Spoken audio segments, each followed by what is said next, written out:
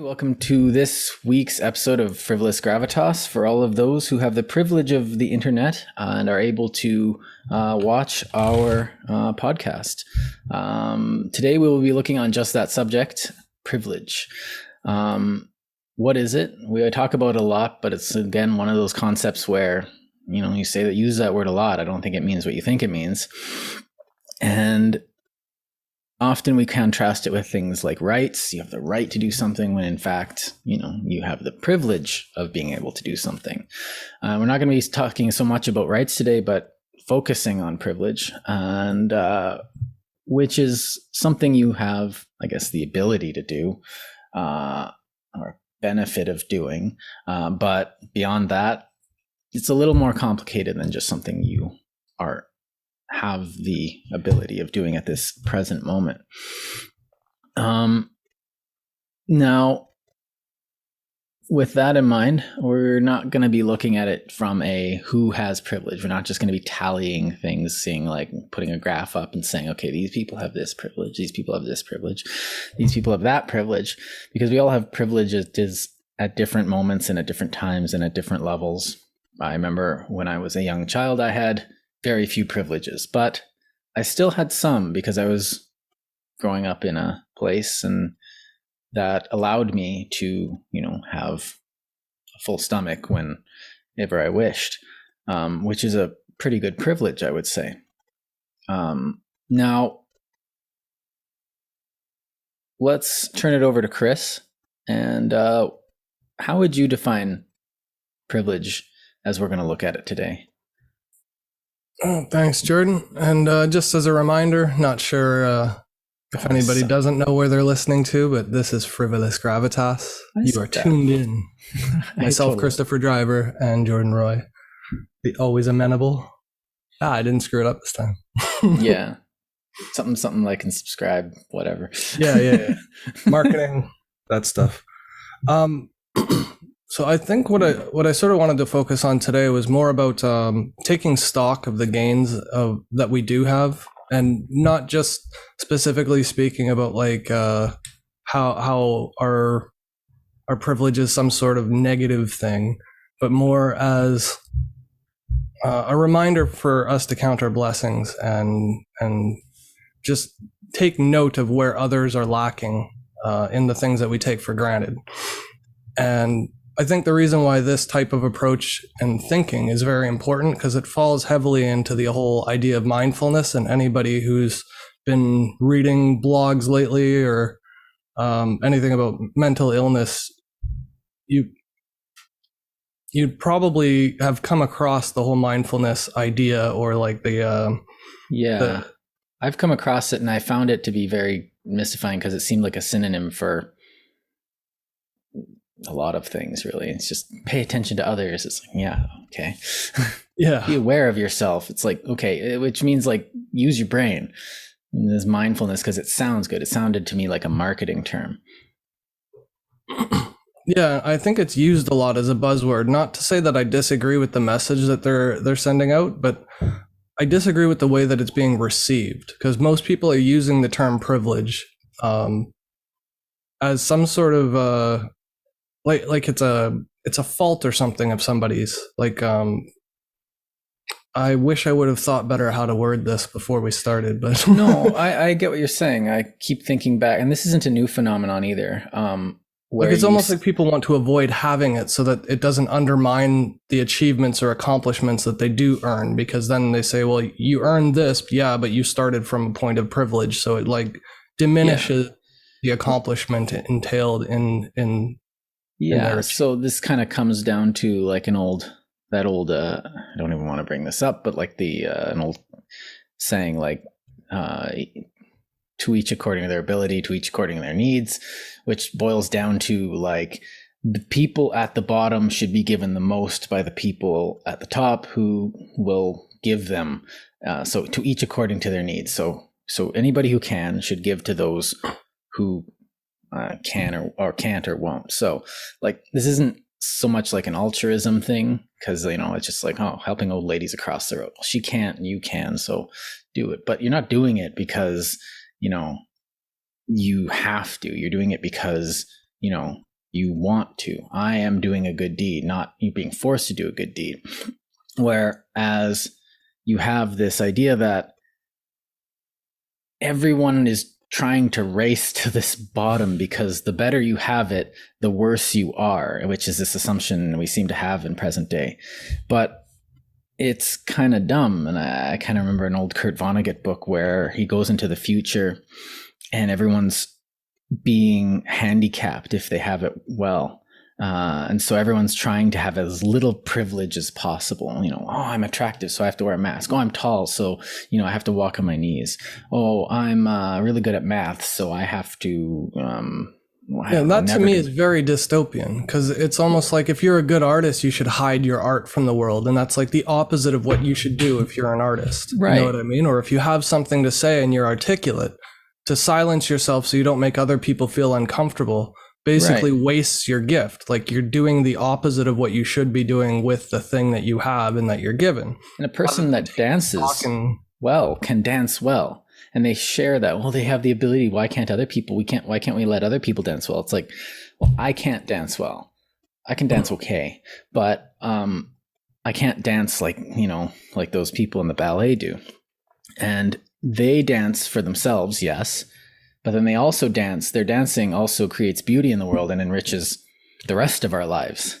Mm-hmm. So their privilege, their ability to enact and use their talents and use their skills enriches the rest of us. So that's why I'm thinking that this race to the bottom of who can be the most, because in society we've seen definitely whoever has the most or the least privilege has the most moral authority in an argument.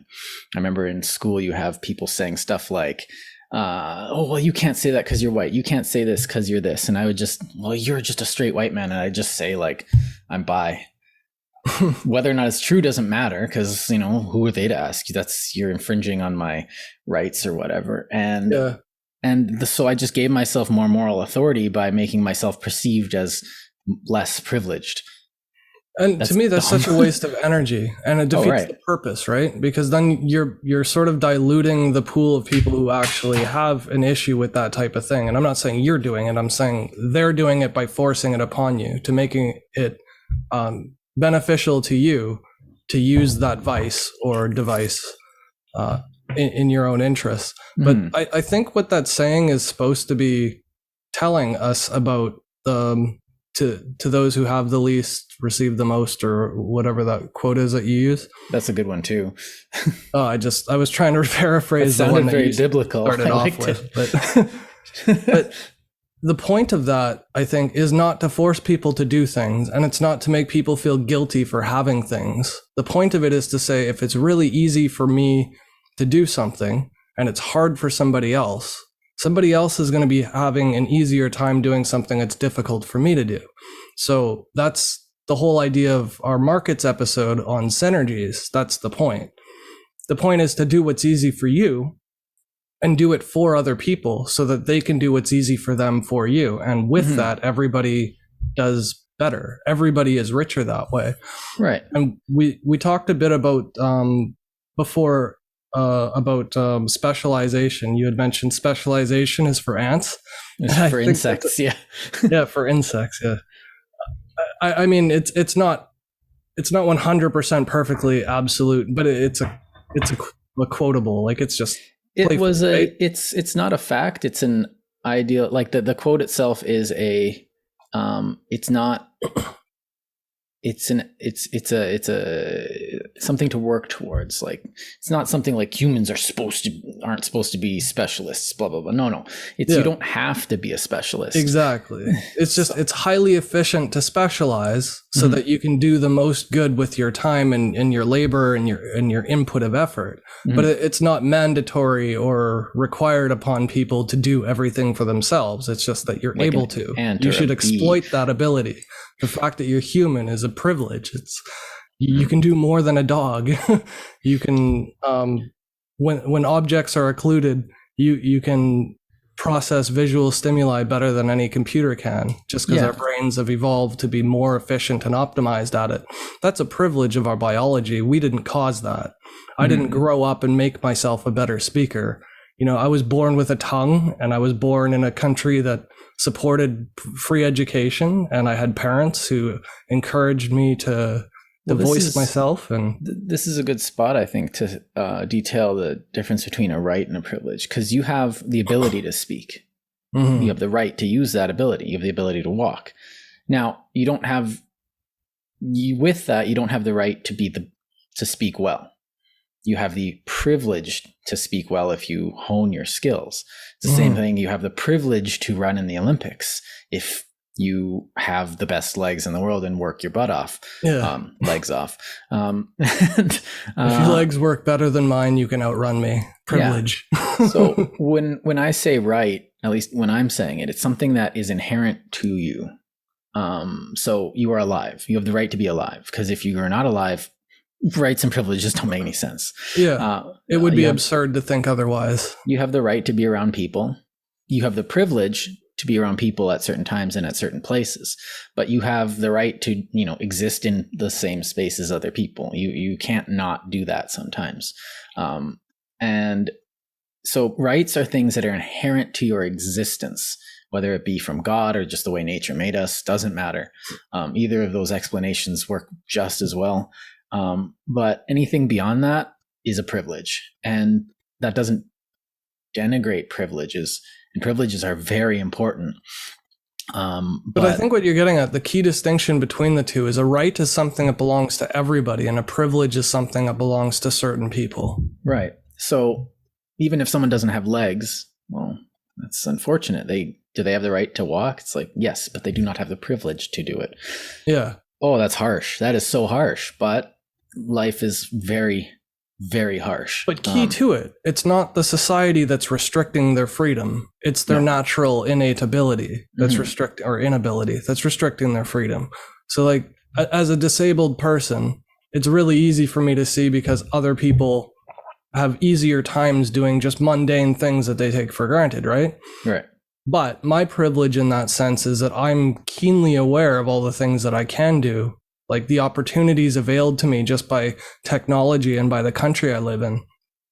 And those types of privileges are oft overlooked because of this whole public shaming, or like social credit or moral authority, or, all these isms that we keep throwing at things, and the guilt trips, and the pressure that we instill upon other people for the terrible, heinous crime of having something good.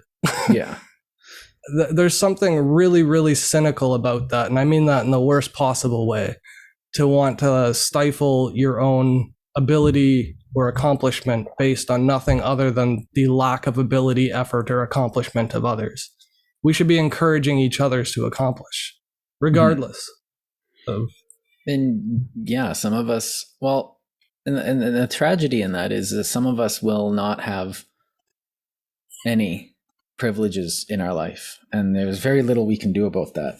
Although there are some that have the privilege to grant privileges to others. I'm looking at you, guy who invented the transistor. There's an absolute tragedy inherent in this. Let's consider the internet then to start, because that's where we are. We live on the internet here. Yes. The right to internet net neutrality is something that's devised by law, and it's not guaranteed, and it's not intrinsic to the internet whatsoever. Just in my lifetime, they've tried to regulate and manage internet service providers and data telecommunications across the world in varying degrees and different ways, but they're still doing it today. Like Egypt had their internet shut down for a while. Cuba had their internet shut down for a while. It's still going on with their internet shutdown. Yeah, Saudi Arabia, like tons of countries do it. Iran especially, they do it constantly. Whenever there's there's too much chatter on the Twitter sphere, we'll just like disconnect ourselves from the world until it dies down a bit. Yeah. Like it's really important that the internet be open and free, not just because it makes everything perfect and peachy and better. It means that there's going to be criminals out there selling drugs and human trafficking and child pornography. Like all these terrible things are going to be on a free internet. And it doesn't mean that we should allow them and not regulate them. But having a free internet means that advertisers and companies aren't in charge of our rights. That's of paramount importance, in my opinion. That's a privilege, though. The internet is definitely a privilege, but the other side of that, I could argue that the internet is an extension. Now, I don't see the internet as a separate form of communication. This seems like weird because everyone in my faculty sees the internet as some mystical difference, but the internet is just everything we are doing in the real world, just faster.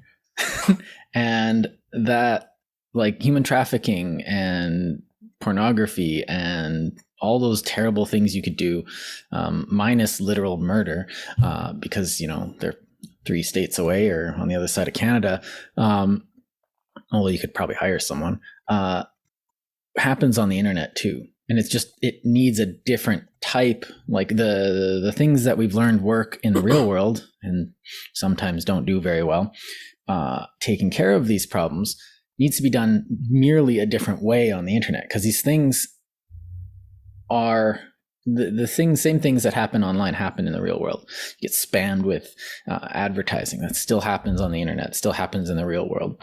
Yeah, constantly. It's like, and like I have a privilege to ignore that. Actually, I might be, but like some rights are also privileges. Like I'm not saying that they're mutually exclusive.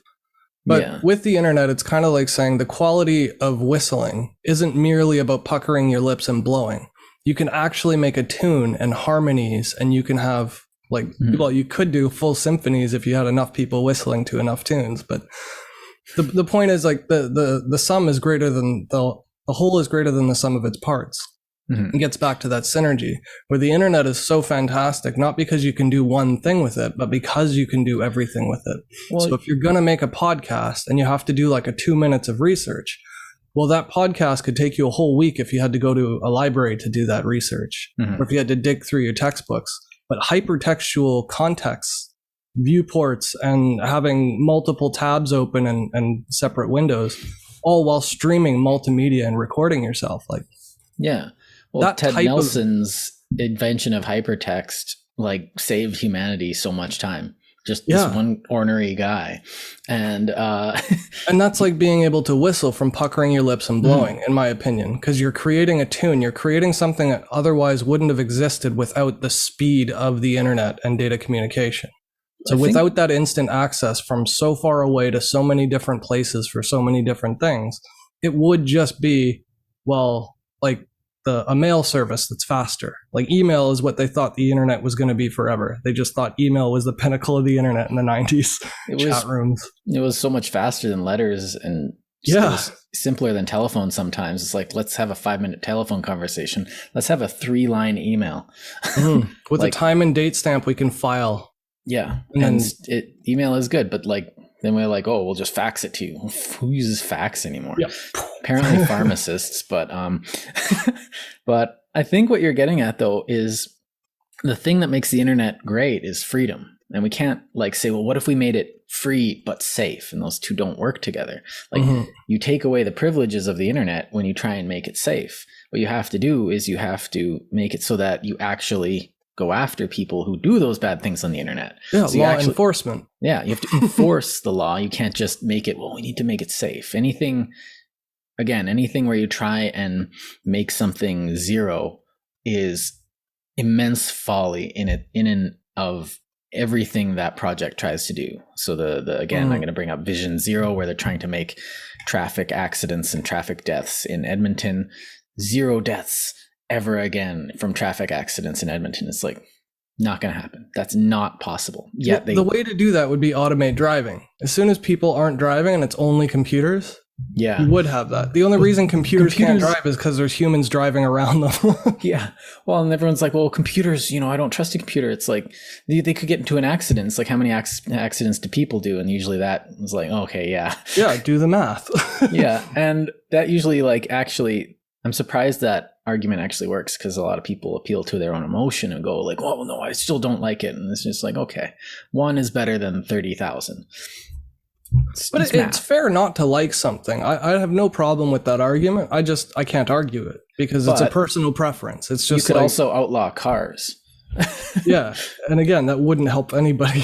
No, that would cause other ancillary problems and you'd Well, actually make people worse off. Probably, yeah. And try like all those people, if they just suddenly had to start riding bikes and like none of them could ride safely and they just tripping each other and there's no rules. And then what happens is you're trading off one privilege in order to gain more privileges from that. So we allow traffic accidents and all this carnage on the streets, and it is getting better thanks to actual proper safety measures like seat belts and properly and our cars are literally designed safer. But we pay a price for that because those cars are more expensive and the smallest little fender bender costs an enormous amount to repair. Right. So like the price we do pay is in our insurance premiums and in our brand new cars cost a lot more money than they used to. The thing we get out of it totally, the ability to all this infrastructure in cars, any one individual can exercise their freedom to work and to go and to do whatever they want in our society as far as they can go, as quick as they want to go, as much gas as they can afford. And so what happens is you get people getting together and innovating. You get people saying, people can work further away from home. So companies get, a better pick of the people in the job market. So you get more people working where they want to work. You get people being able to get things faster. So a restaurant runs out of food. Oh, Jordan, go take your car. We'll pay your gas. Go. We need go get this now. Go. We're running out of this. That actually happened. On multiple occasions. Yeah. And so now we expect restaurants to be, fully stocked. And now we have this privilege of restaurants just always having food and liquor that we want on hand when we want it. And so we've gained so much. And from risking traffic accidents all the time, and we put up with drunk driving. Well, we don't put up with it, but we allow the reality of its existence in order for the privileges that having these vehicles allow us in society. And honestly, it's like, okay, these things, they kind of suck, but they're really good. And it comes down to quality of life, basically. For the greatest number of people, you've got this huge increase, this massive increase in quality of life across the board to everybody, whether that's in prosperity, community, and being able to like meet up with your family, where people used to travel and there would be a risk of them dying from like a 3-week travel across the country. You know what I mean? Like, and it's safer than horses used to be because you can control the engine. If you can't control the engine and it gets spooked and it runs into a crowd of people and your carriage is huge, well, or somebody carjacks you, you got like locks and you can speed away. Like on a horse, somebody could just throw you off or kneecap your horse and then you're stumped. And the other thing this does is that it forces us to think, okay, this is good, but what can we do better? And then now we have a baseline for innovation from here, and we're starting to think of like, well, people don't need to drive from Calgary to Edmonton. What if we had high-speed rail? Okay, people drive, but what if we had electric cars? Okay, people drive, but what if we made it so that, I don't know, tubes like in Futurama? That'd be pretty cool. But then people like I like the freedom, the privilege that my car gives me, because the privilege that my car gives me is I can go wherever I want as far as my wallet can sustain me. And that means I could go to Winnipeg, which I just did, and I saw my family and friends, which was great because I had the privilege from my work that me and my wife put in, and the car that someone in Japan designed, and someone in America invented, and someone in maybe Alberta mined the oil. I don't care what you think about that. Thanks to all of you. You have given me the privilege of seeing my family, which I haven't seen in a year and a half.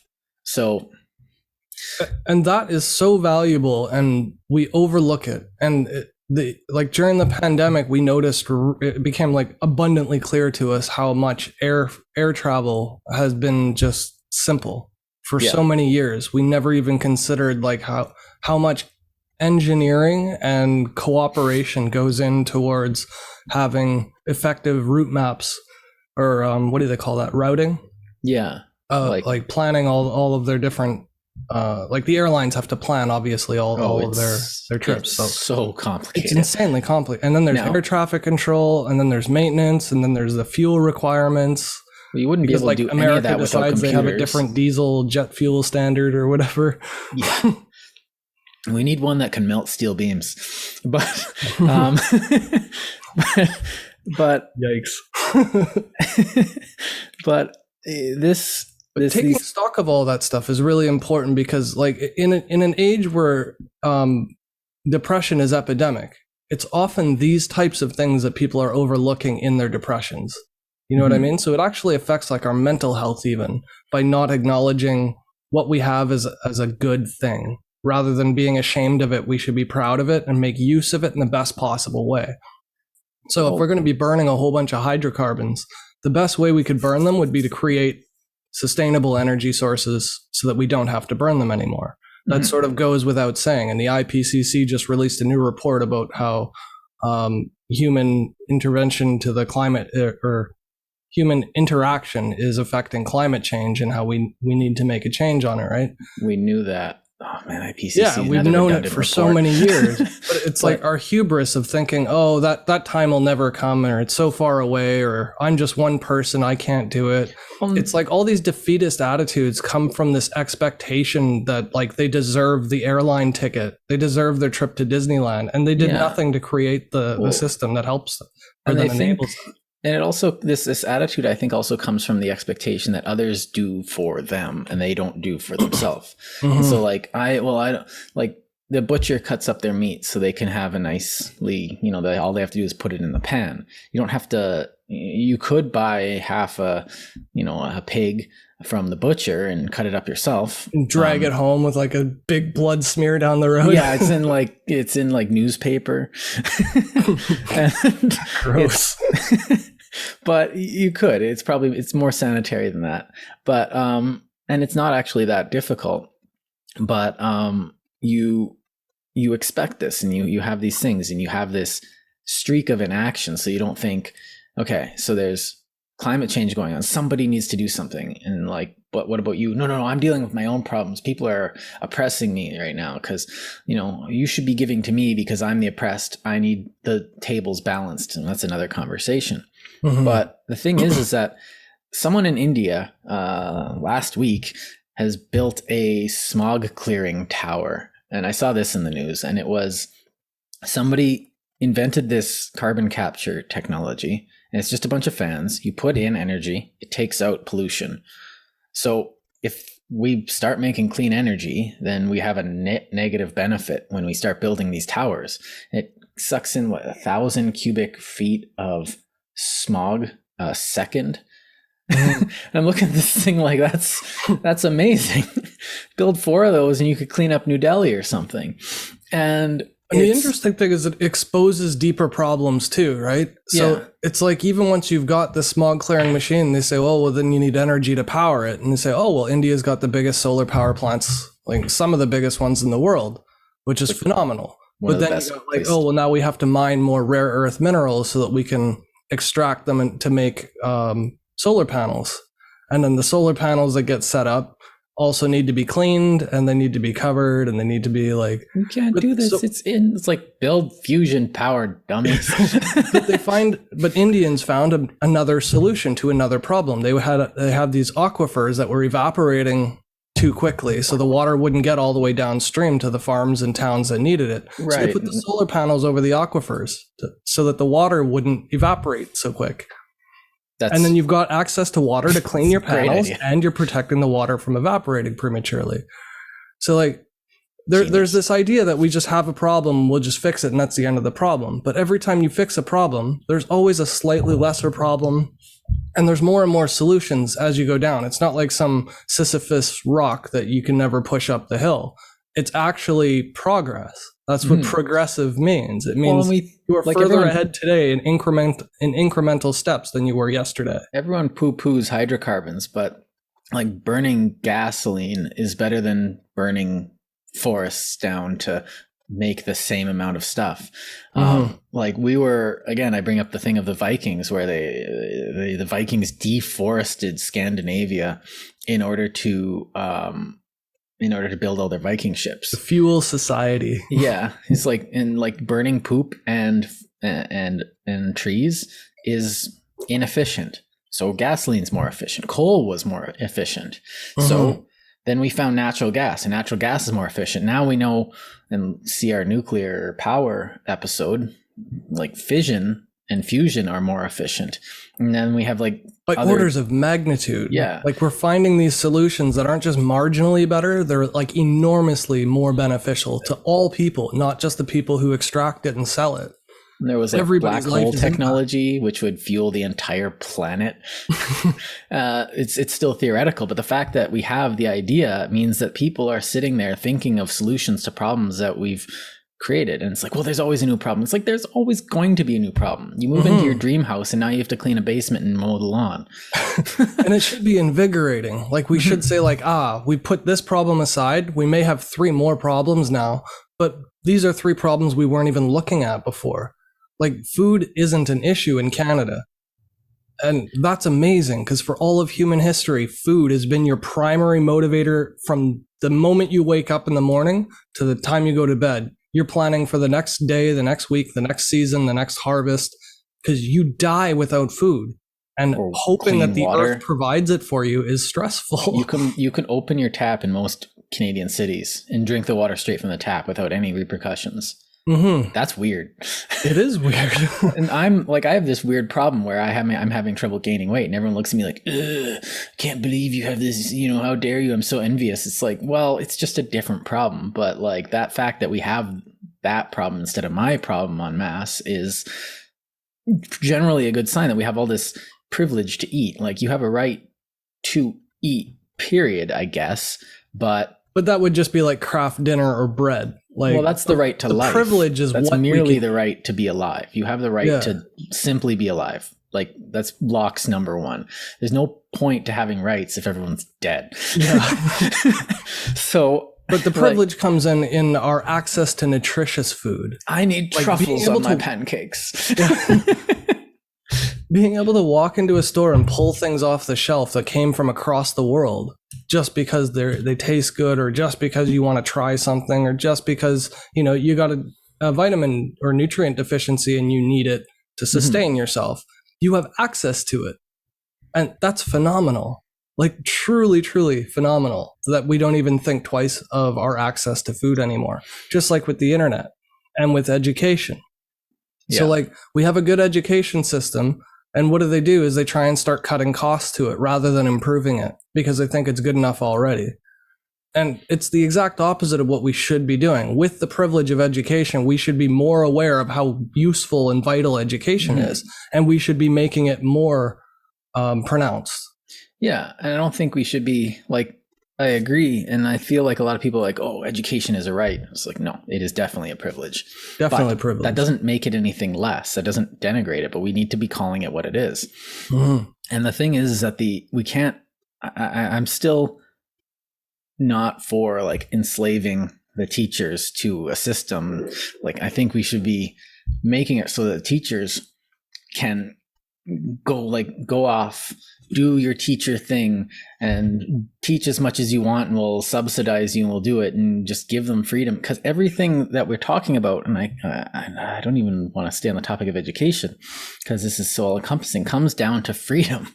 You have to have the freedom to enjoy a privilege, and the rights come from that. But we should be letting teachers teach. Right? Like the best benefit that everybody gets, the privilege we all enjoy, that you and I enjoyed growing up, was having teachers that had the free range to teach the way they taught best. Do you know how many people envy me, a humble tutor who has like 4 or 5, 6 students? And I've talked to a lot of teachers who are just like, I teach a curriculum and I'm just like, I make my own curriculum. Like and then they like, I get all this envy and stuff. But when I look at them and I'm like, your ability to handle the children is, envy that. I like, Oh, and the parents, man, telling the teachers how to be good teachers when the parents have never taught a day in their life. They teach their kid, they won't even teach their kids sex ed, and they'll criticize the teacher for the way they taught sex ed to a group of 30 immature kids. Like, yeah. Well, I don't want to do it. I want the government to do it. And it's just, that's one of my pet peeves. And it's just like, I don't want to have to raise my kids. Yeah, but I understand some parents will be terrible at teaching sex ed, so it's important to have it in school. But to have the parent tell the teacher how to teach when the parent isn't practicing education at home. Yeah. Like, but we all don't have that privilege of having good parents. Right. Some people don't have the same parents. Well, everybody doesn't have the same parents, but I mean, some people don't have good parents is what I was getting at. But I hate to say good or bad because it's not that black and white. Like, a good parent could just be bad at reading and not read to their kids. It doesn't make them a bad parent. They could be the best parent in the world, just not with the privilege of education. But the parent is also, and this is, again, I keep going back to this thing, they're free to go. They have the right of freedom. And the right is literally, now when I say the right of freedom, I'm not saying you have the right to be America. No, I'm having the right to the freedom. I'm saying the freedom to say whatever you want with repercussions, obviously. I think that's not so obvious. You should dwell on that a little bit. I think that's another episode, but like, okay, So if I say peanut M&Ms are better than just regular M&Ms, how dare you? But, someone also has the right to say the obverse. Now we have the right to have a discussion, and which is also a privilege. Those two are intersecting. We have the privilege to have this conversation, but we have a right to say things in that conversation. We have the right to the use of our voice. We have the right to think whatever we want because it's inherent to what we want. Cogito ergo sum. If I'm not thinking, if you take away that right from me, then I might as well not sum. And that's kind of the way I feel. I lose that, and I'm just like, okay, I'm a slave now, so I'm going to go jump off a cliff because that's the only right I have left. So the rights, and I'm saying this purely from a Lockean perspective: right to be alive, the right to try and at least be healthy, or the right to not have other people injure your health. But you do not have the right to somebody else's speech, right? That's the thing. So when you start saying that it's violence to speak or disagree with somebody, and when you start making hate crimes out of a disagreement or out of a change in perspective, what you're doing is you're taking a privilege and weaponizing it. Mm-hmm. Not you, but I mean when people do this. So a perfect example of this is the anti-vaxxers and stuff like that, right? They're free to have their own opinions. That's fine. But once you start trying to purvey misinformation, when you start becoming outspoken about your opinion, you do not have the right to not be contested. Oh, yeah. That's especially when it's verifiable. And you're not allowed to say, you're not allowed to push that on other people. And it's the same thing with, if someone, right now, news update, I've been told by the government has decided that my myocarditis is not the fault of the Pfizer vaccine. I'm glad that you eminent scholars of medicine in an office somewhere have decided that for me, and not an actual cardiologist. And so how much does that affect your life? Yeah. Donut. So, but the thing is that they said you may go get the booster dose of the vaccine, and I would just essentially said, are you friggin' kidding me? I'm not getting that. I have a good reason, and I willingly got the vaccine because it's a vaccine to a real virus. Duh. So I said I'll probably wait for the traditional vaccine and I'll get that one. And then that'll double me up. And they're like, well, blah, blah, blah. I'm like, no, send those to Africa. Exactly. If it's going to hurt me, send it somewhere else. Yeah. And so I don't think that people shouldn't get it. And I can't say, no, you shouldn't get it because it hurt me. It's the same thing. I don't smoke and I don't drink. And yet I don't say, I say, I have the privilege to say, maybe don't smoke. And then you have the privilege to say, I'd rather live. I'm enjoying. You have the privilege to say, go F yourself. I can smoke if I want to, because you have another right, which is one of those freedom rights, which is the right to movement and decision. You have the right to move, but you also have the right to associate with whoever you want. The privilege itself is the choice. Yes. That's the thing. And so we didn't earn that choice. We were just born into a system that was already giving us the privilege of choice. Mm-hmm. And I think what's really important, though, is that we should focus on preserving those privileges rather than feeling like there's some type of demon that we need to hide or sweep under the rug or pretend isn't there. And just because an obvious choice is ubiquitous, like driving to school rather than walking or taking a bike, it seems like something that's inherent to your existence when it's not. And I think maybe this is why I go out into the bush and suffer for a couple weeks every year. Besides the fact that there's just so much numinous out there that I like, and it just kind of feels good to come out of there. Trample big hills. Yeah, I conquer them. And it makes it say, oh, you feel so much smaller. It's like, no, it makes me feel bigger. Part of something bigger too. Yeah. I'm more than but at the same time, I come back knowing it's less like I don't hear the news. It's not my right to, I don't have to, focus on all these things. And I find out what is my right, what are my rights and what are my privileges. And then when I get home and I have, a fancy tea or I go to a restaurant in Jasper and I order a ginger beer or something, because it's the only non-alcoholic drink that's worth drinking. Non-alcoholic beer is trash. That's my opinion. It's my privilege to say that to you. I wouldn't feed it to a pig.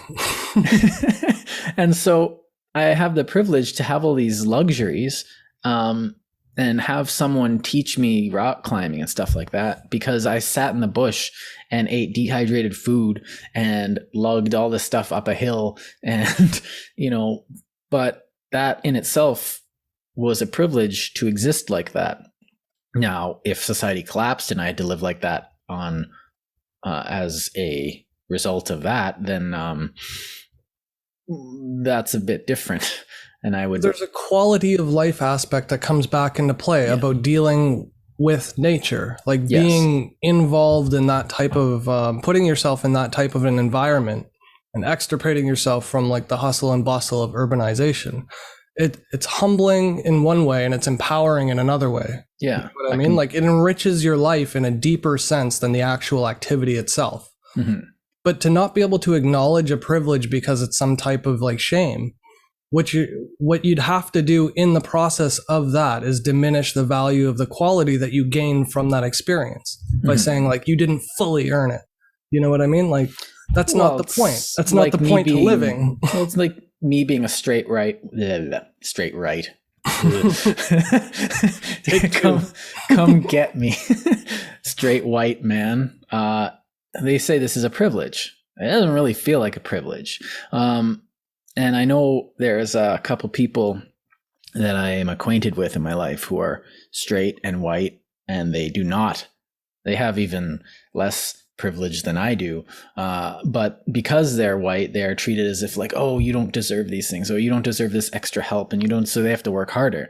In turn, making those people stronger because they have to, those starting, okay, here's more adversity, and then they overcome the adversity, and now they're stronger than the people who claimed their reparations from life because they were born with a certain phenotype. And it's just kind of ridiculous. So to assume this is what makes me and I have more social capital because I'm white, it's like I live in Canada. There's so many white people here, it doesn't matter. Also, it doesn't really achieve the goals that they're setting out to achieve. Their goal is to help people who are oppressed or feeling harm, and the goal should be accessibility. Everybody's needs should be within their reach. So if they have shorter arms, their needs should be closer to them. Well, like it's that simple. It doesn't need to go into this like scorecard keeping and like comparing one group to another. It doesn't need to go into justifying things or hiding your identity because it's not socially acceptable. Yeah. So as like a white man, is a white disabled man more or less privileged than a brown healthy man, like, or woman? Like who's going to start drawing these lines and tallying them up? Was that like who is more privileged, me or Oprah? Yeah. Like That's a really good point. Like, she's one of the richest people in the States right now, in the richest country in the world, and she's a black woman. Definitely eating well. Yeah. And just kidding. I don't know her, but it was a fat joke. I was just being rude. How dare you? But I don't do that to fat shame. What I'm saying is it's okay to be fat. Like, that's the difference here. When somebody goes off on pinning labels and categories of people, trying to assess their right to access things, it should have nothing to do with how you treat them interpersonally. Well, you know what I mean? It's redefining the problem to put yourself in a new situation. So it's just like, I need access to this. I need money, or I need this. I want this, or I want power because systemic racism. It's just like, okay, what's systemic racism? Well, there was racism in the past, and it still is a crony club, and there's a secret cabal of people behind the scenes enforcing racism. And it's just the same. Now this is going to get me into a lot of trouble, because that's the same argument that, certain people in Germany were making in the 30s, where like, we need more privileges because there's a secret cabal of Jewish people. The Jews.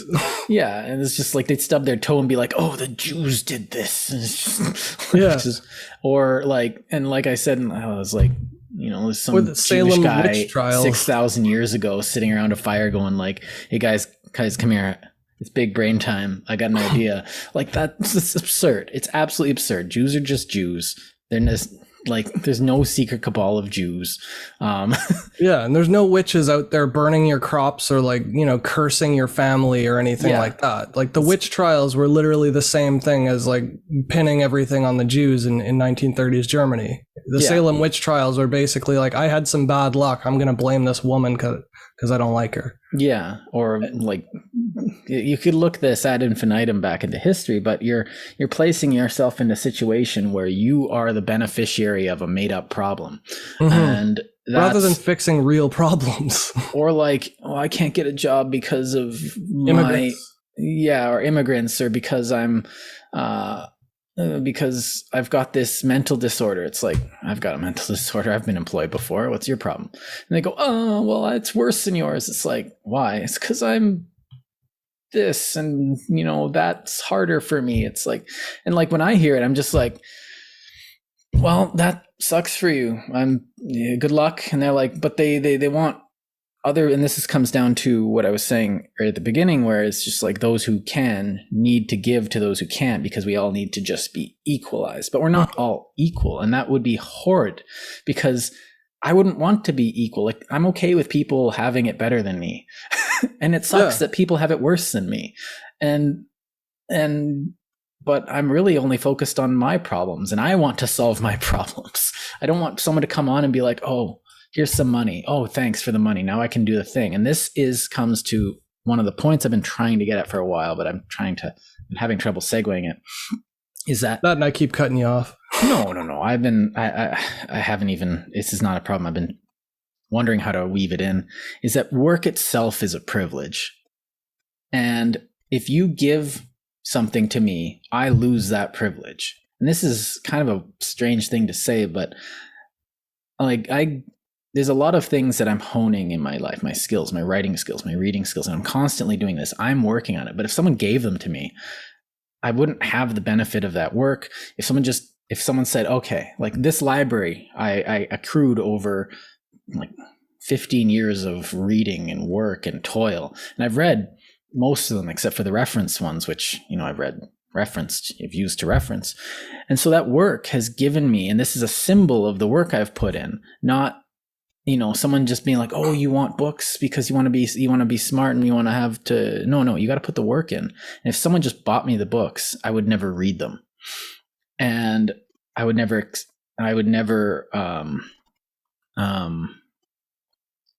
I wouldn't appreciate the thing I put in. And when you have, and I guess this goes back to a couple other my arguments, is that when you put the work in, you enjoy your spoils more.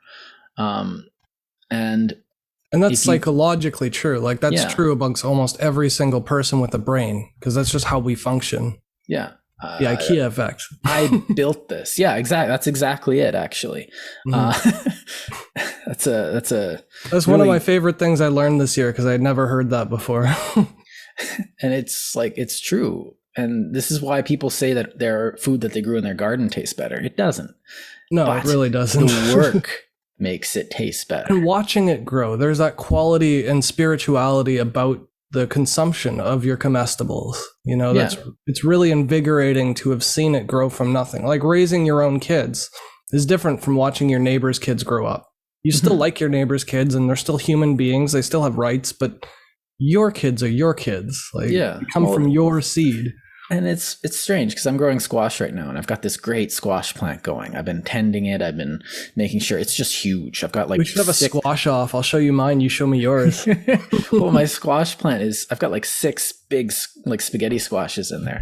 And I'm not just going to I'm not just going to take the knife, crack it open, put it on the pan, butter the pan. I'm going to I'm looking forward to that. And it's going to be a bit of a ritual. Because I've put the work in. It's a whole long thing. I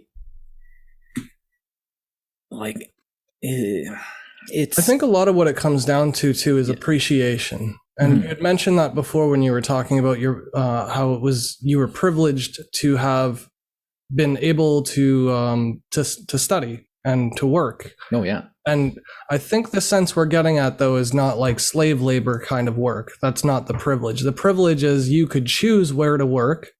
You had rights when you went to work. And when you earned money, it was yours to take home, whatever wasn't taxed. It's a self-actualized work. You have work that you do. And so this is why I stress freedom so much, is that in a free society, we have the freedom to choose where we can best put our skills. And then we end up with, artists doing what they should be doing, which is art. We have actors doing what they should be doing, which is acting and making lattes. Okay, yeah, send me a down vote. But no, you guys should be acting. And we have people like, I knew a girl and she should have been doing poetry. She was a poet.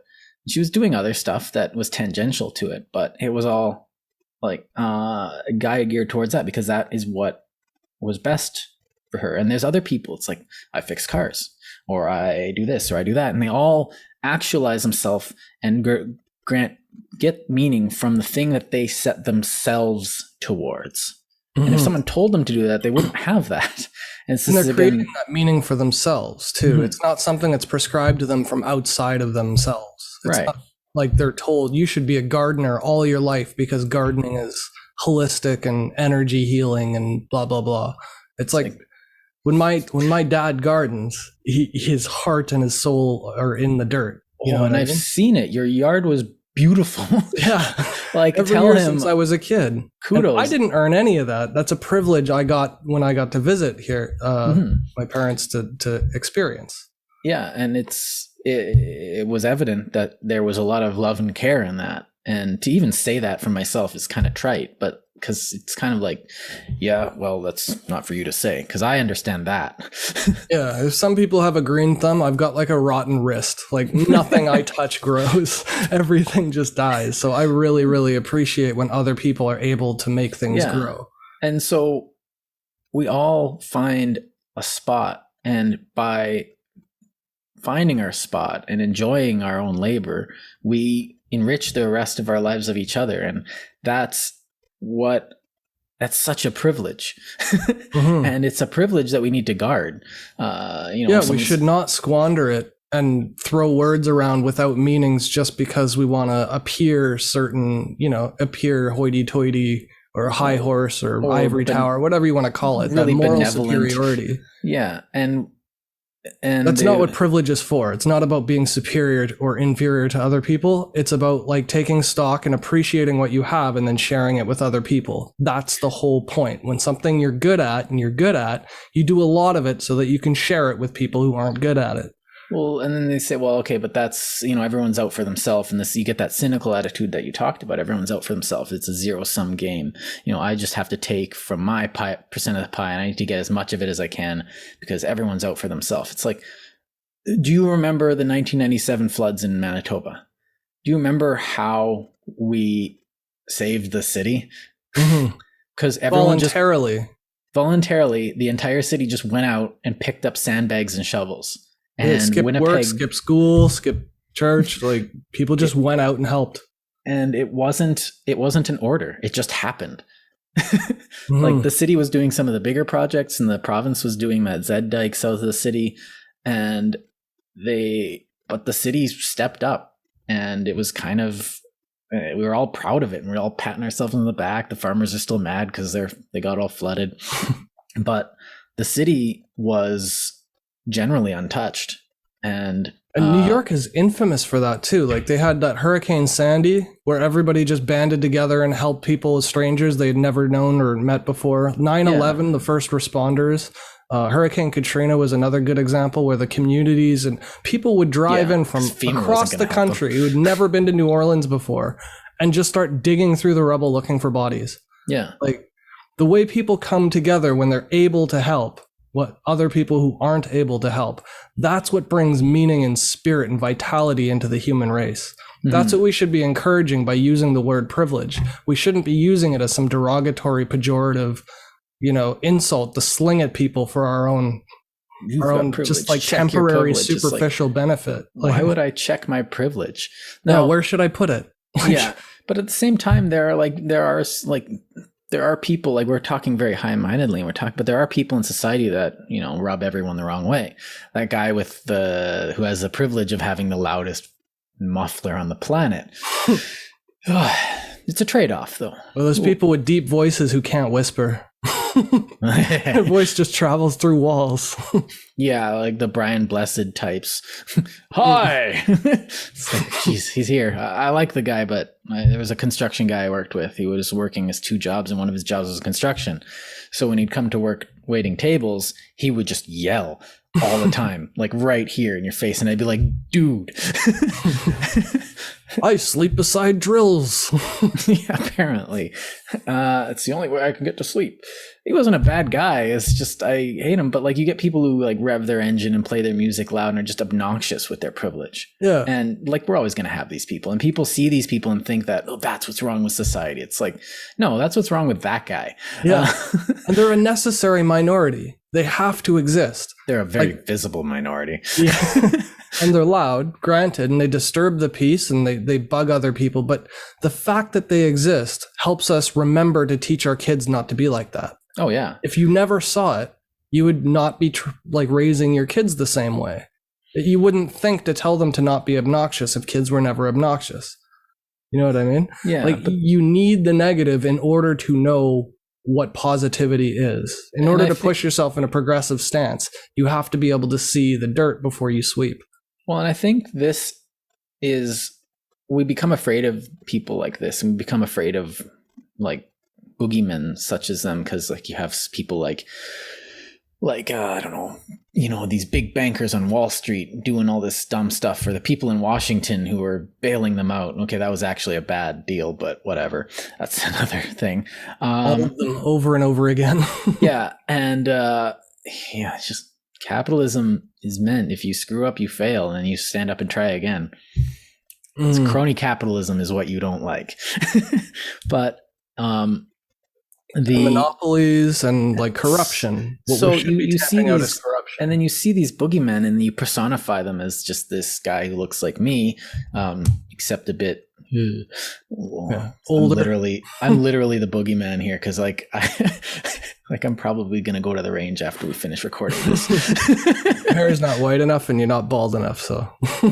Oh no, I have enough privilege to have a full head of hair. No, there you go. Which actually my wife complains about, because she's like, you had so much hair, because I have this privilege to have this thick hair that my barber hates. Oh no, thick hair. No. But like it doesn't ruin a relationship. She doesn't like think because you have this better hair, you are better off and I can't have this, and this point of contention. It doesn't destroy anything. It's actually more of a joke. But when you actually take these things that other people have and become bitter about them, then you start to look for boogeymen. Oh, there's a corporate terrorists ruining our system, and it's just like House of Cards. It's like, that was a good show, but it was a bit of hyperbole. a bit. Yeah, and you can fix it because we have the privilege of elections. Yeah. I mean, people are choosing not to vote based on their best interests and are voting on popularity contests, and Or they want to based be on in the what winning side. But seems to be right. Well, you have the privilege to research your candidates and ask them directly.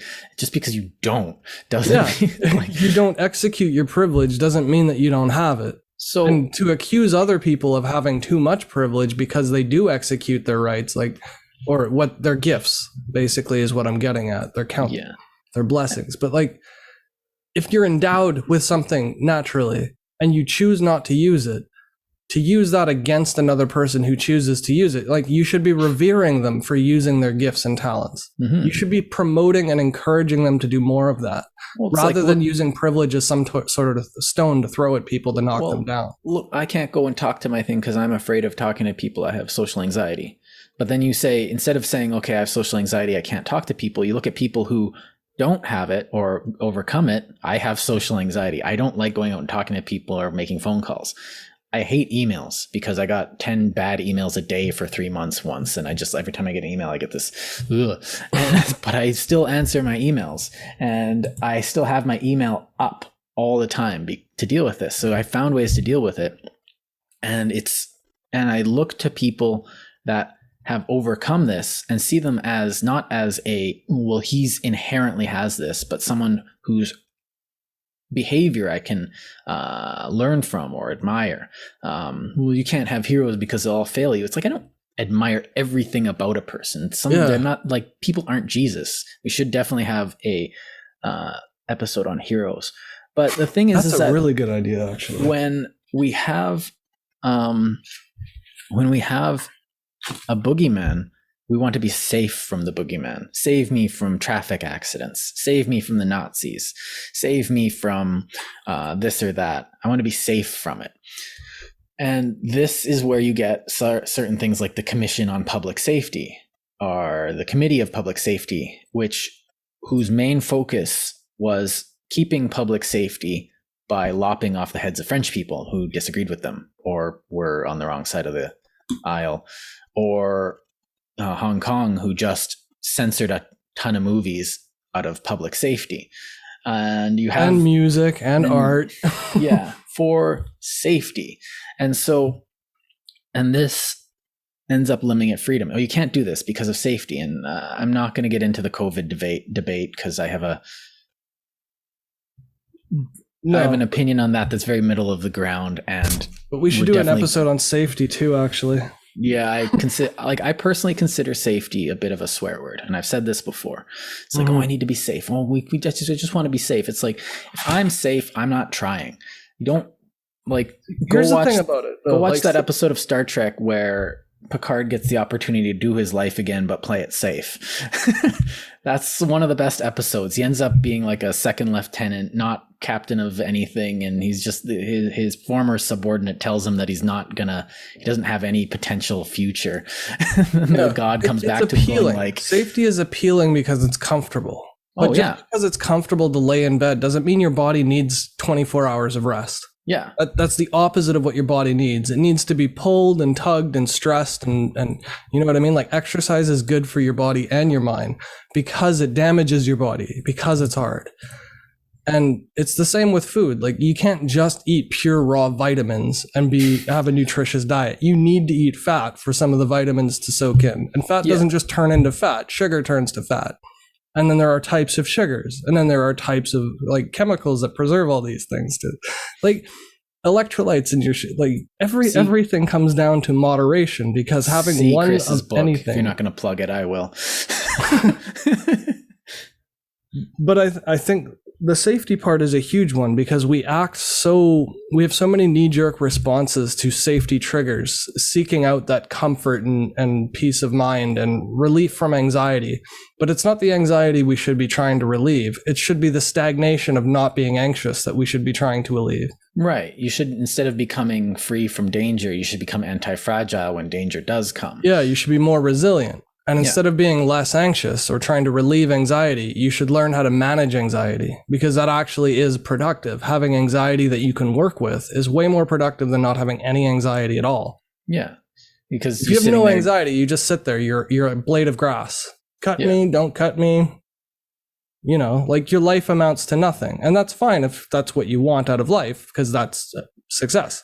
Yeah. For most people with some iota of ambition, they want more out of their life. Than you need an anxiety, and you need an insecurity, and you need danger in order for yourself to blossom, for a really crappy, cheesy metaphor. Well, it's like I'm not even going to use something like, oh, you should learn to shoot because society could fall apart, blah, blah, blah. No, it's as simple as you wear a shirt, you go to a party, someone says your shirt looks dumb. You could do two things: never wear the shirt again, decide that maybe there's three things. You could decide it's actually a bad shirt, then they're right, and never wear it again. Okay, maybe I made a bad decision. You could do that and never go to a party again, because then you won't have to risk it. Or you could think, what did I do wrong here? How should I be dressing? Maybe, this is kind of a dumb shirt. What could I be doing better to engage? Or could I be like, I think it's great shirt. I disagree. I think it's an amazing shirt. Disagree. Thanks so for your opinion, buddy. To either turtle, dress better, or stand up for yourself. Those are the three things you could do. Or you could just not care because it's not important. You know what I mean? It's part of standing up for yourself. We don't need to take everything like it's some catastrophic fucking failure of the entire human species. It's just a party, and it's just some guy. Yeah. It's thread that hangs off your body so your nipples don't chafe in the wind. Like, oh no, it's not important. This girl that at a party didn't like me. It's like, well, you know how many other girls there are in this city? Yeah. Maybe. Or the internet. Or maybe you are actually dressing poorly, and you just, you were in the hospital forever, and you don't know any of the new trends, and all your fashion's out of date, and you do kind of think you look dumb. How do I dress well? And you say, what would look better? Yeah, maybe you learn something. Yeah. Heaven forbid you learn something from confrontation rather than just cowering and running away and screaming for help. They didn't like my personal choices, and this is the other thing. You say you think you have the privilege that you are always right. And this is one of the things that bugs me. It's like, well, I've made a choice, and therefore that choice should be respected by everyone else. It's like, I should be able to wear, there were people in high school that would just wear pajamas all day. They just happened to be the ones that also were taking drugs all the time, but which had nothing to do with it. But no, of course not.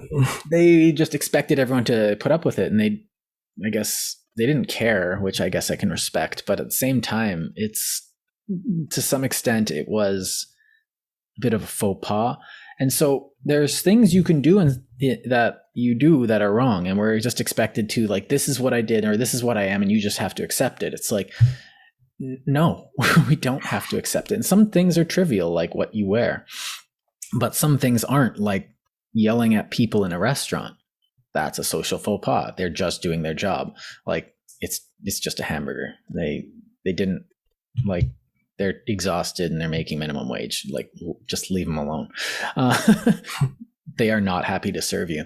But at the same time, like, just because you think you're right, or just because you think you're entitled to something, doesn't mean you are. Everyone's entitled to my opinion and my thing. And if anyone disagrees with me, that makes me safe from anybody challenging me, because everything anyone decides is right, because there's no absolute truth.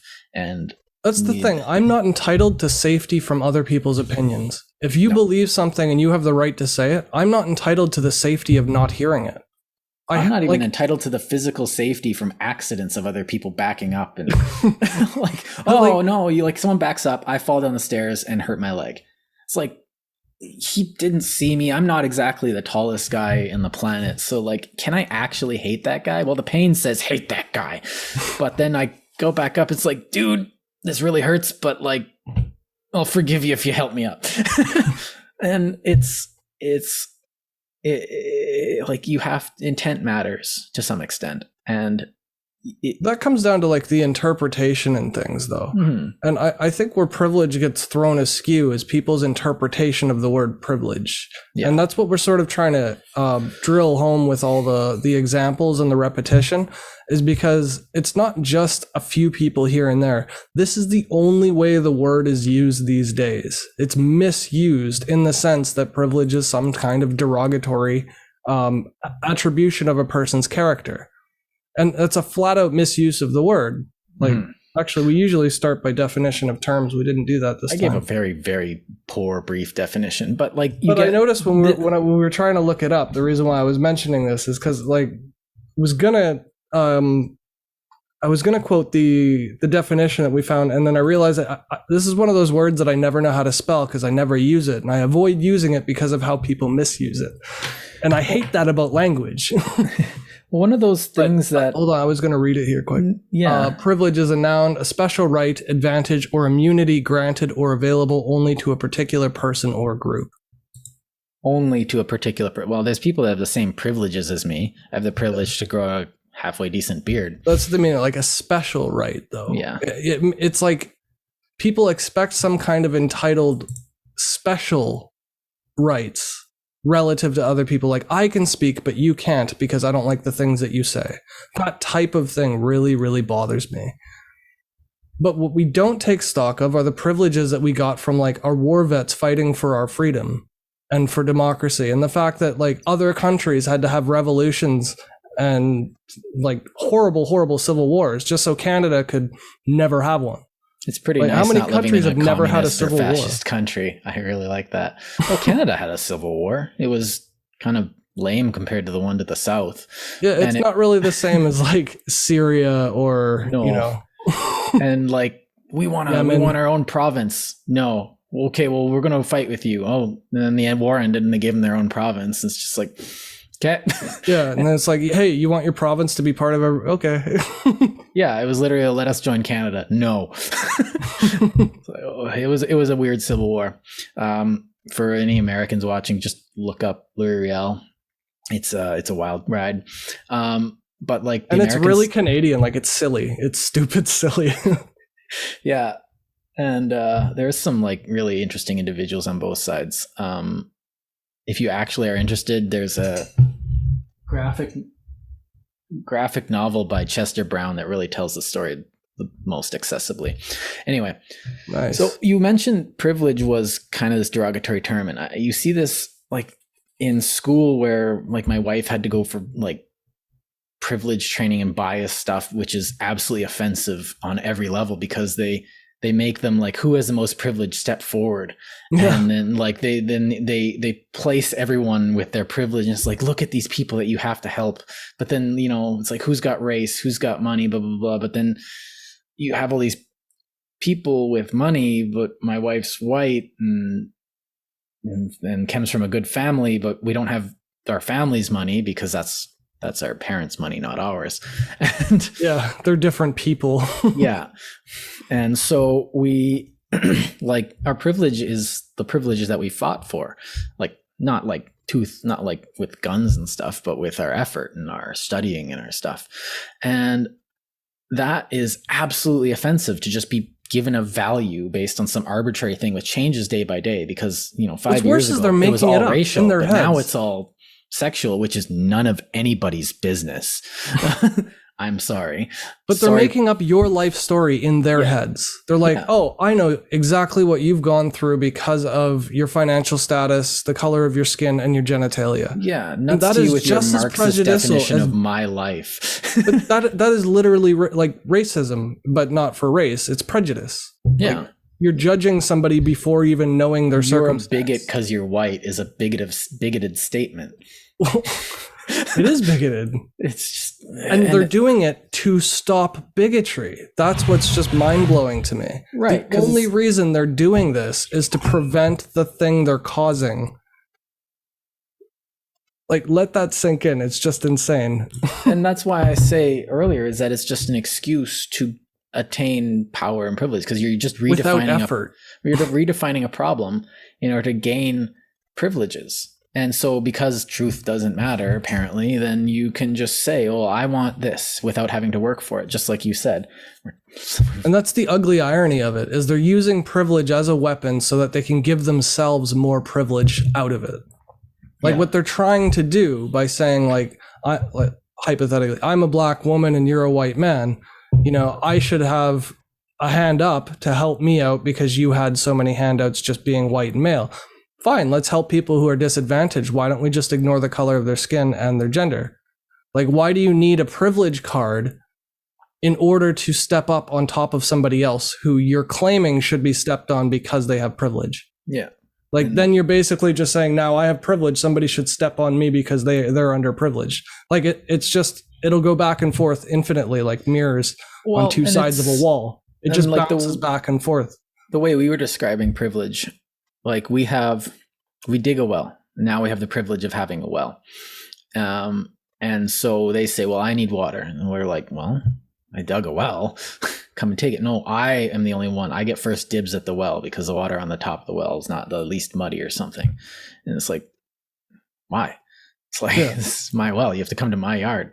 It's like, well, because I have these problems or because I live further away from the water table. It's like, what? So I have to wait for you to come in from out of town to use my well. So they want to be given what other people have gotten rather than produce something themselves. And this or get help to produce something. Like, it would be totally different if they said, I want to build my own well just the same as yours. Can you help me build a well? And you'd be like, well, I don't have the energy to dig it for you, but here's the instruction manual.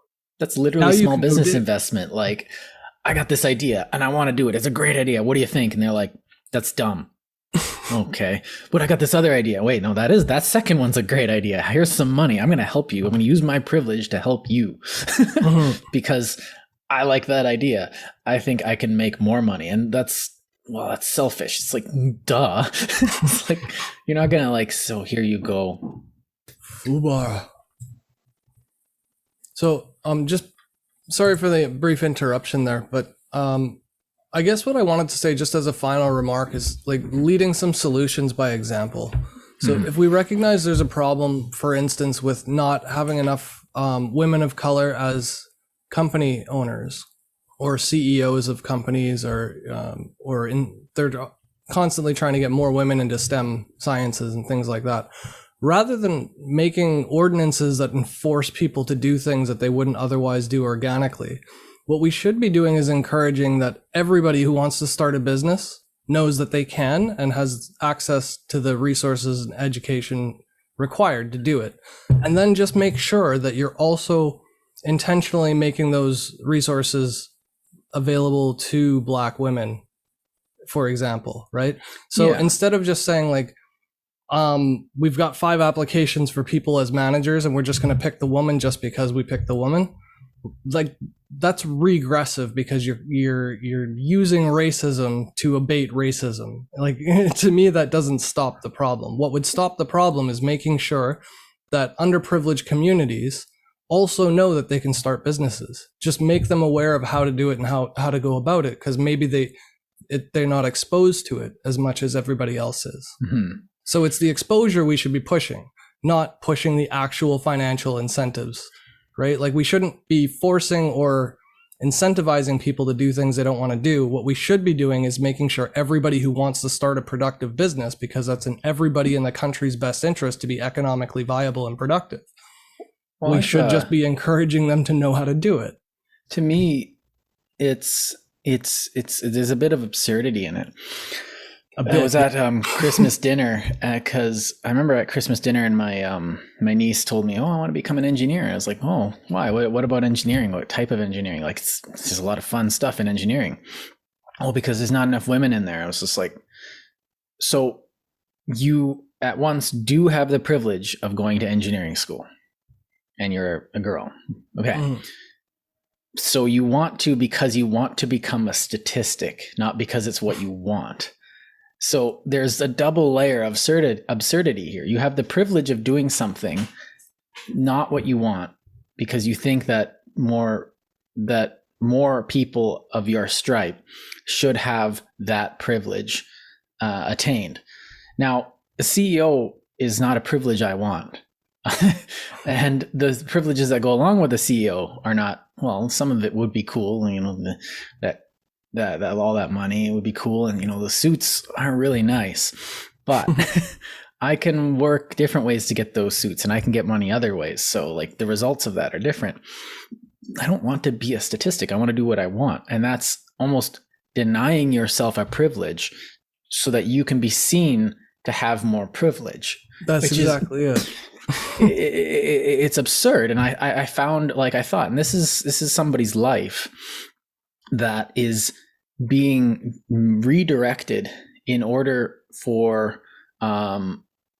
to redirect a wrong perceived by others, done unto others whom she doesn't even know exist. And so she's being used. Do what you want to do because you want to do it. If you actually want to become an engineer or go into a STEM field or whatever, do it. Yeah. Like, what's stopping you? And as a society, we should be encouraging everybody that wants to do it, not encouraging some people to do it just because we want to fill a quota. Yeah.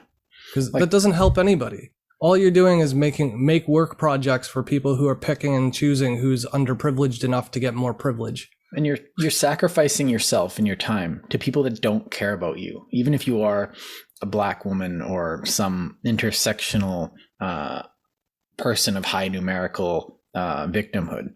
So it's... And if you feel marginalized, extend the margin.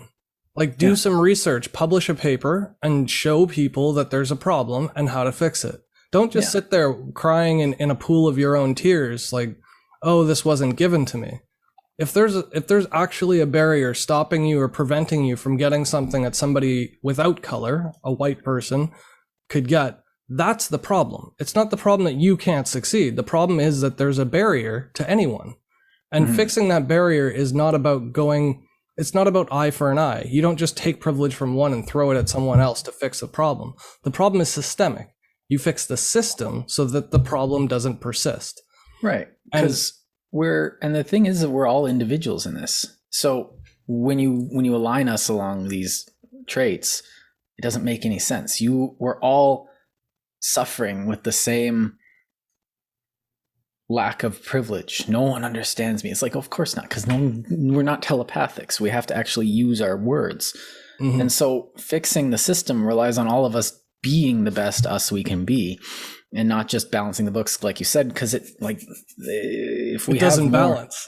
No, it's like, well, we need more women in politics, and then he's just like, well, what about Margaret Thatcher?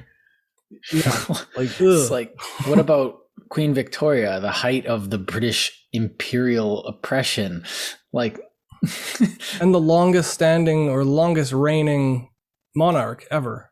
Yeah. Well, not ever. I guess pharaohs probably lasted longer, but like, you can argue that Cleopatra wasn't very great for Egypt. And so, like, it doesn't matter who the sex of the person in charge. It matters whether the person in leadership is doing a good job. Like, and that's the thing. Like, the last elections really bothered me. The way people were presenting Elizabeth Warren. Like, you don't have to agree with all the things she says, but when she makes a cogent argument, dismissing her because she's not electable, like, that's their words. She's not electable. And they got her to support Biden based on a public appearance that they're claiming they're trying to squash, but they perpetuate it. They encourage the party base to vote in line with the white male dominant theme in order to get him elected so he can help represent women of color. Like, it's retarded. We'll just tell them something else. We'll just At least we got Kamala Harris as a VP, a woman of color. I'm like, what do you mean at least? She's a better candidate than Joe Biden, hands down. Both from policy, from her experience, from her education, for her vigor and vitality, just from being 30 years as... She can put a sentence together. Junior. Like, it's insane that we're claiming we're trying to fix it. Like, that's the party stance, is the party for the people. They're claiming their entire party stance is abolishing this type of prejudice, and they're causing the same prejudice in the process of getting him elected.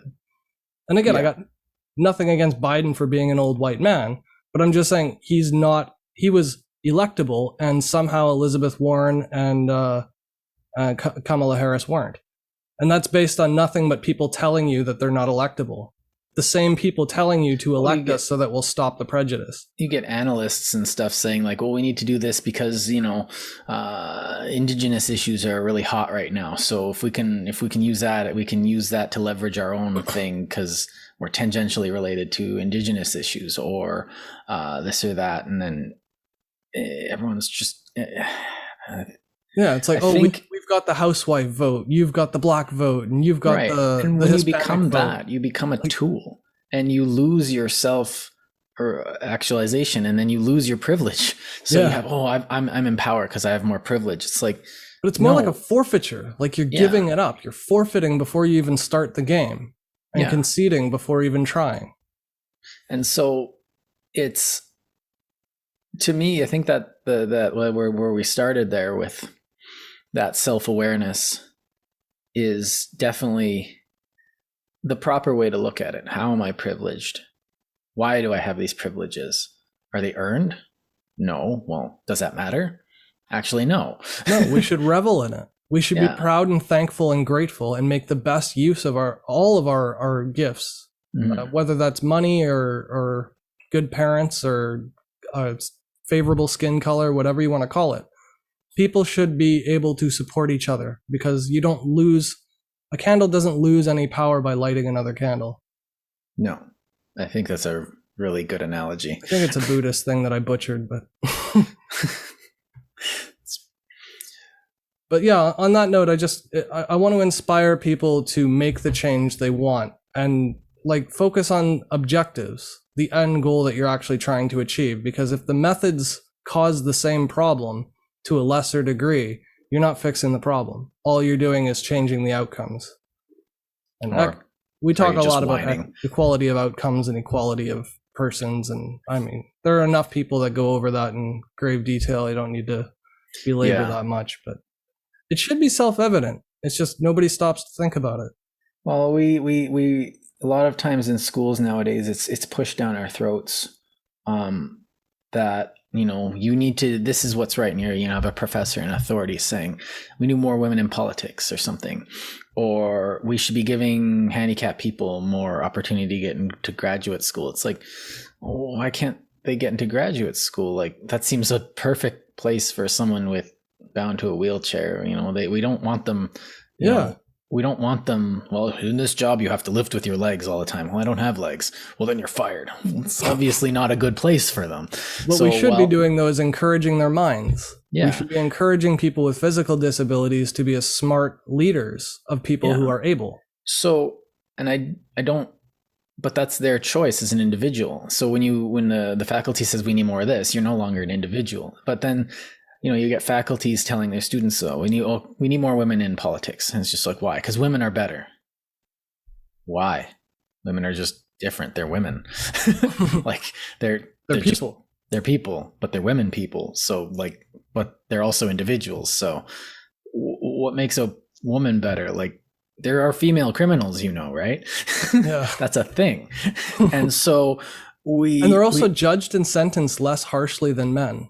Right. Like there are prejudices on both sides. It's not just all or nothing, like men have it easier than women. Men are incarcerated and the victims of violent crimes far more often than women. Yeah. Women are victims of heinous crimes like, rape and like mental abuse from spouses. And yeah. And so it's bad on both sides. And it's like I have to deal with an increased rate of suicide. And like when I was a teenager, you get stuff like, you get Call of the Void or something stupid like that. You're depressed out of your mind. And it's, you find something to live for. But at the same time, you want to check your premises on that. You want to make sure it's like, okay, why are women better? Why are men worse? Well, no, that man is definitely worse and that woman is definitely better. But like, that doesn't mean all women are it'd be different. Men have obviously failed us because, look at the history of society. It's like, we got rid of feudalism for those very reasons. It wasn't men. It was the terribleness of that society that the reason we got rid of crony feudalism and, just like mob Roman stuff and terrible early modern, let's just conquer because we can.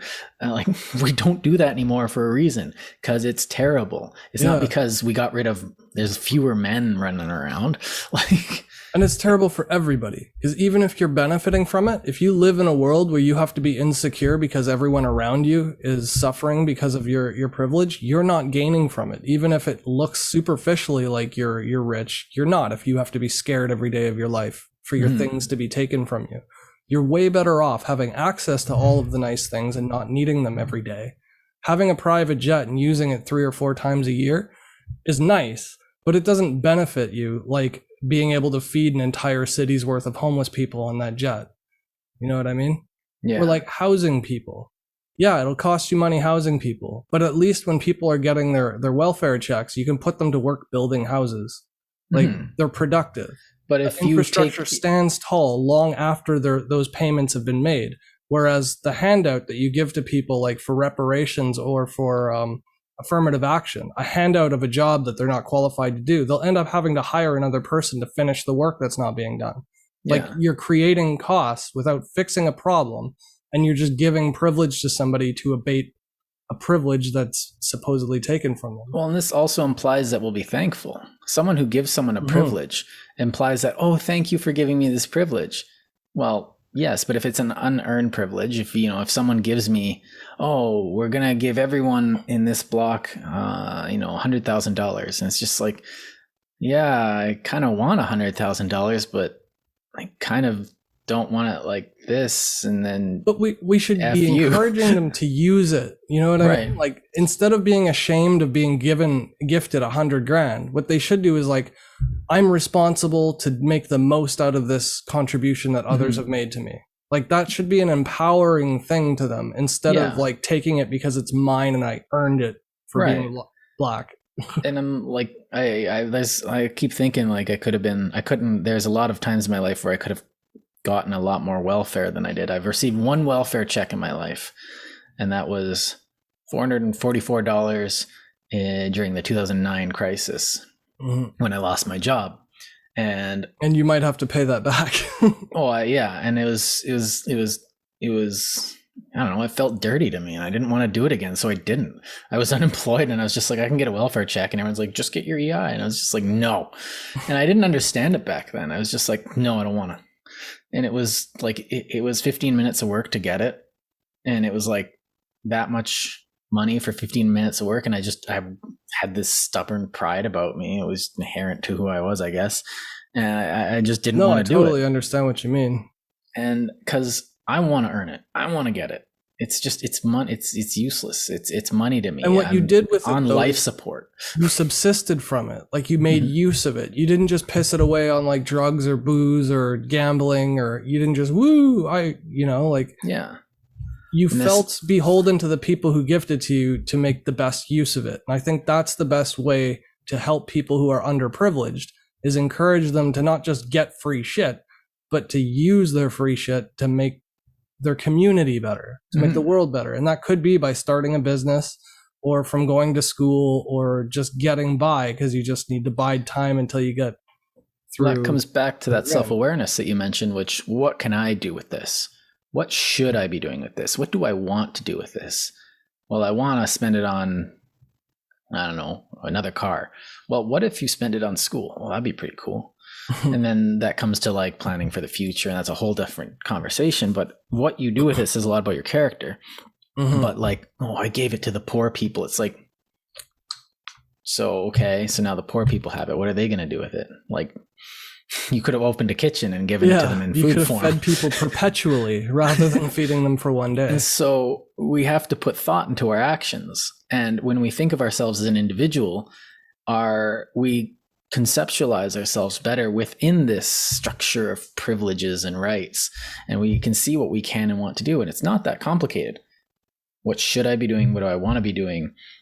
Is the same question to me, because it's just kind of like, what do you want? Well, I want to be able to do this. Well, why? Well, because it seems like a good thing to do. Because I enjoy doing history. And well, why do you enjoy doing history? Because I understand the necessity of memory. and I understand the dread of forgetfulness. And I think I can do a lot of help randomly by just doing history and keeping the flame alive. I think that's important. What about feeding people?